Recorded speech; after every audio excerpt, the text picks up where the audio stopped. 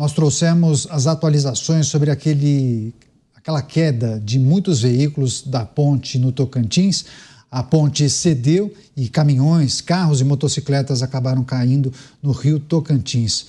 8 pessoas morreram até agora e 9 seguem desaparecidas. As equipes de socorro seguem trabalhando no local. Você, Dávila, muitas questões que a gente precisa destacar, levantar. Claro que tem uma questão de infraestrutura, falta de verificação dessas estruturas muito antigas. Essa ponte, por exemplo, tinha 60 anos e muitos questionamentos por parte das populações que se utilizavam dessa estrutura sobre as condições, as péssimas condições de preservação. Muitos caminhões passam diariamente, mas não viam um trabalho diário, né, de verificação sobre as condições. Mas que a gente precisa só destacar sobre, claro, esse trabalho que vem sendo feito para localizar os desaparecidos, isso é prioridade nesse momento, só que em paralelo também há as investigações para apontar quem são os culpados e a maneira como a administração federal vai retomar as obras para, mais uma vez, acho que a informação de ontem indicava que 100 milhões de reais seriam empregados nessa reforma. Mas, enfim, a gente tem que aguardar também toda a investigação para apontar quem são os responsáveis, né? Caniato, e não custa lembrar o vereador que fazia uma matéria denunciando essa ponte, e essa ponte caiu na hora que ele fazia a matéria, denunciando a falta de investimento na ponte.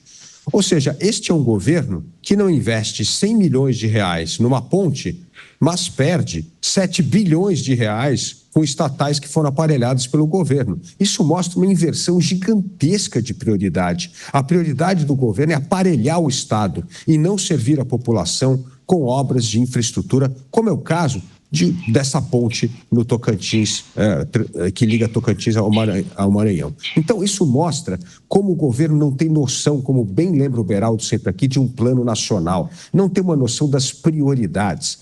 Portanto, um governo que perde 7 bilhões com estatais e não investe 100 milhões em pontes, é isso aí, é um governo que entra em colapso, como é o caso da ponte. Agora, Beraldo, vão disponibilizar 100 milhões de reais para a reconstrução da ponte e não disponibilizaram o dinheiro necessário para fazer a manutenção? Ou seja, é preciso investir em prevenção, poxa.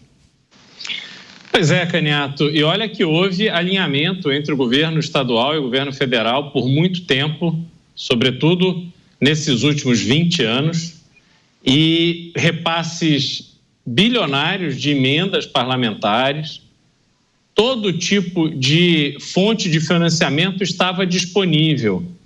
Mas ao invés de fazer manutenção na ponte, aquela manutenção, como eu disse anteriormente, né, que ninguém vê, preferiram fazer a fonte luminosa, preferiram fazer a praça, preferiram fazer o campo de futebol, o show do cantor sertanejo e tantas outras coisas supérfluas que custaram a vida de várias pessoas que trafegavam ali e custaram também um dano econômico gigantesco, porque hoje criou-se um estrangulamento no movimento de cargas entre o Maranhão e o Tocantins, uma região que vem se fortalecendo demais na área de agricultura e que precisa de boas estradas para poder movimentar as suas safras. Esse evento é talvez o símbolo maior da incompetência brasileira, do pouco caso brasileiro, da falta de projeto para o Brasil, da forma absurda com que se ignora o efeito positivo de uma infraestrutura bem planejada e executada.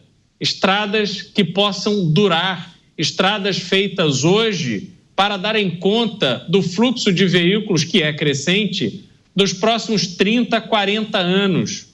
Mas o Brasil é o país da esmola, Caniato. O Brasil é o país que se faz muito pouco e a população que é meticulosamente mantida na ignorância levanta as mãos para o céu e agradece o pouco que recebe. Precisamos chegar no fim desse tempo no Brasil para que as pessoas entendam o tamanho do nosso país, a importância do nosso país, a quantidade de riquezas que temos no nosso país e qual é o papel de homens e mulheres públicos que deveriam estar zelando por um país decente que funciona. Mas não, Canhato. Em pleno 2024, chegando ao fim, né, às vésperas de 2025, ano que Elon Musk conseguiu fazer um foguete dar ré. Um mundo que está sendo transformado pela inteligência artificial. Empresas mundo afora já se preparando para trazer minério da Lua. E o Brasil tem a ponte que caiu. É isso que o Brasil se resume.